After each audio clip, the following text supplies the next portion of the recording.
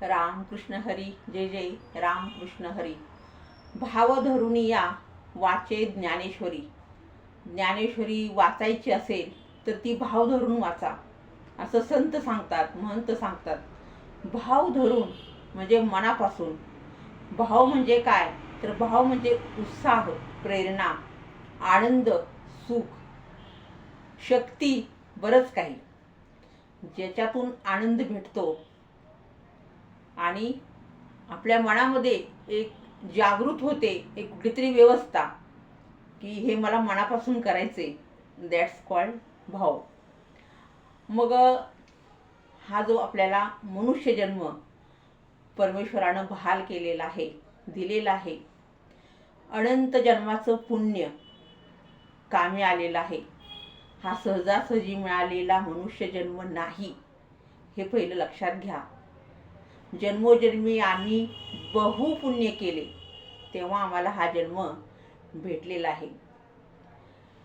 आपण बघतो मनुष्याप्रती ह्या ईश्वरानं फक्त भाव हा ओतलेला आहे त्याच्या शरीरामध्ये. 84 लक्ष योनी आपण म्हणतो किती जीव जंतू सजीव आहेत ह्या पृथ्वीवर, पण त्यांच्यामध्ये भाव नाही. ते कधी हसलेले दिसत नाहीत, कधी रडलेले दिसत नाहीत प्राणी. फक्त त्यांच्या स्वातंत्र्यावरती जगण्यावर गदा आली तर ते आक्रमक होतात. म्हणजे राग पण त्याला म्हणता येत नाही. फक्त संघर्ष करायचा जगण्यासाठी, आपलं हे टिकून ठेवायची जाती, त्यासाठी केलेला प्रयत्न, एवढंच करतात ते प्राणी. नाहीतर कुठला प्राणी आपल्याला दिसलाय का तो देवपूजा करतोय, त्यांनी फुलं आणल्यात, अक्षदा गंध सगळं घेऊन बसलाय? कारण असं होतच नाही कधी, कारण त्याच्यामध्ये भाव हा परमेश्वरानं ओतलेला नाही. फुलं आपोआप निर्माण होत आहेत, पण फुलांना माहीत नसतं की ही फुलं ही लोक देवासाठी आपली घेऊन जाणार आहेत किंवा स्मशानात नेणार आहेत. फुलांना काहीच माहीत नसतं, कारण त्यांच्याप्रती कुठलाही भाव नाही. आकर्षण आहे फुलांचं ते आपल्याला, पण फुलांना फुलांच्याबद्दल काहीच वाटत नाही, कारण त्यांच्याप्रती भाव नाहीच आहे. मग म्हणून हा जन्म, मनुष्य जन्म हा श्रेष्ठ आहे.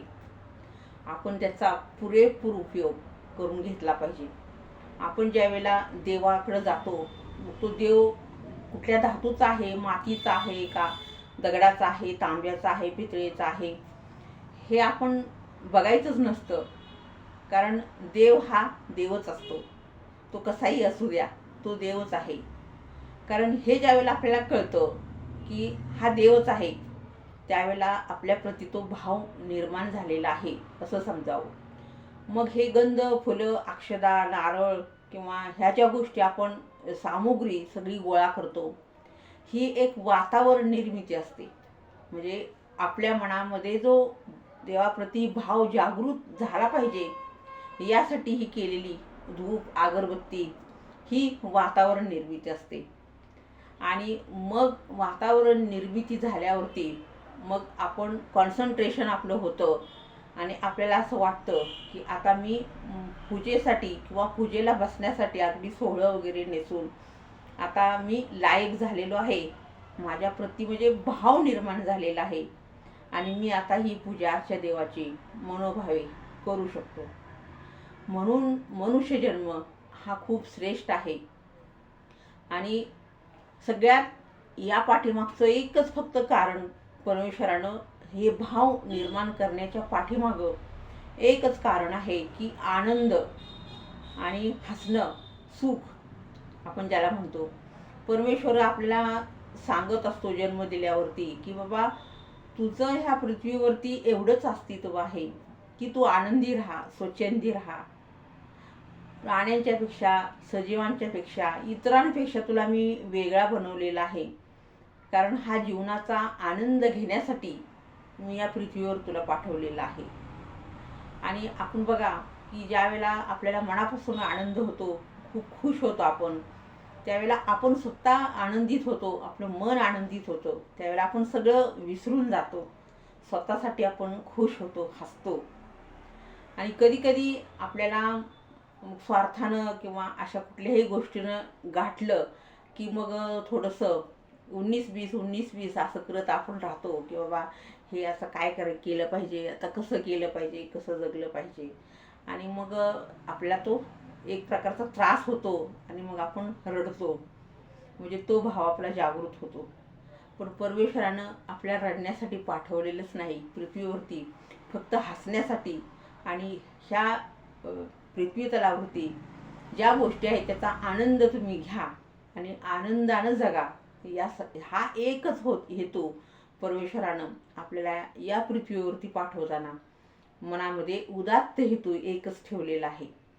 आपण बघा, आपल्याकडं ज्यावेळेला खूप काही असतं त्यावेळेला आपल्याला त्याची काहीच किंमत कळत नाही. आपल्याला रोज नळाला पाणी येतं, आपण म्हणतो जाऊ द्या आता आज नाही भरलं उद्या भरू. पण 4 दिवसात तर पाणी आलं तर आपल्याला वाटतं नाही भरून ठेवलं पाहिजे. असं कुठल्याही गोष्टीचं असंच असतं की एखादी आवडती व्यक्ती एखाद्याच्या कुटुंबातली खूप रागराग करतात त्या लोकांचा की बाबा काय त्याचं पटत नाहीत विचार, पण ती गेल्यानंतर दुःख होतं. आपली भारतीय संस्कृती अशीच आहे की बाबा कुठलाही व्यक्ती गेला की त्याच्याप्रती खूप प्रेम निर्माण होतं की तो परत दिसणार नाही. म्हणजे अशा पद्धतीनं दुर्मिळ गोष्टी ज्यावेळेला घडतात, दुर्मिळ गोष्टी ज्यावेळेला आपल्याला भेटतात त्यावेळेला आपल्याला खरा आनंद भेटतो किंवा त्याची किंमत आपल्याला कळते. तसंच हे जीवन माणसाचं दुर्मिळ आहे. हा नरदेह म्हणजे स्त्री पुरुष हा पुन्हा जन्माला येईल की न येईल हा पुढचा काळ ठरवणार आहे. आपण फक्त कर्म करत राहायचं आणि ह्या निसर्गाशी एकरूप होऊन आनंदी जगायचं, आनंदी राहायचं आणि दुसऱ्याला पण आनंदी करायचं. आज तुम्ही सगळेजण हसताय त्यात मला पण खूप आनंद होतोय आणि तुमच्या आनंदामध्ये अधिकाधिक भर पडो अशी मी पण मनोमन इच्छा व्यक्त करते. Have a good day. Thank you.